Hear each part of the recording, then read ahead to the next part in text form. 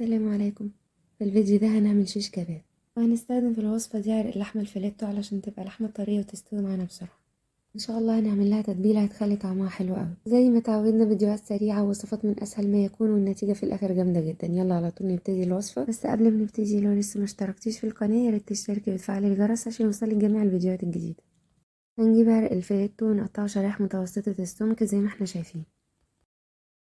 وبعدين هنبتدي نعمل التتبيلة. هنحط كوباية زبادي وطماطميتين مبشورين ومية بصل. يعني هنبشر البصلة وناخد المية بتاعتها بس.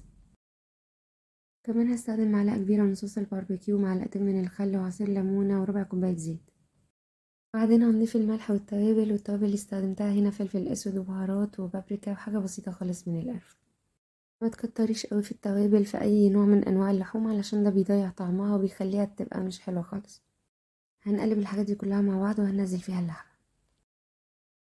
وخدي بالك من سمك اللحمة تاني، ما تخليهاش رفيعة قوي علشان ما تنشفش او تتحرق منك، وكمان مش سميكة قوي علشان تستوي بسرعة. نزلت اللحمة في التتبيلة واخلطها معاها كويس واغطيها واسيبها لمدة ليلة كاملة في التلاجة او على الاقل يعني 4 ساعات. وانا هنا سبتها من بالليل لتاني يوم علشان تبقى واخدة طعم كويس اوي. وبعدين هنبتدي نحطها في الاسياخ، والاسياخ طبعا بنكون نعينها قبلها بربع ساعة علشان ما تتحرقش. بحط قطعة لحمة وراها قطعة دهن، والدهن بيخلي طعمها حلو قوي.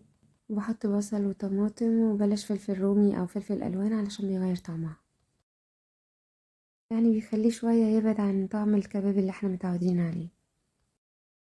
خلص كل الكمية وبعدين هنبتدي نشويها، هنديها صدمة على النار من غير ما نحتاج نستخدم فحم وندخن الدنيا ولا الكلام ده كله.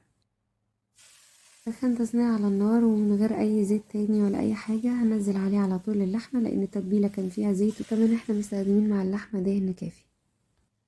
هنسيب اللحمة تاخد صدمة من جميع الاتجاهات، وبعدين هنزل عليها نص كوباية مية، وبعدين نغطيها ونسيبها على نار هادية من نص ساعة لساعة الا ربع، هتلاقيها استوت وبقت تمام جدا.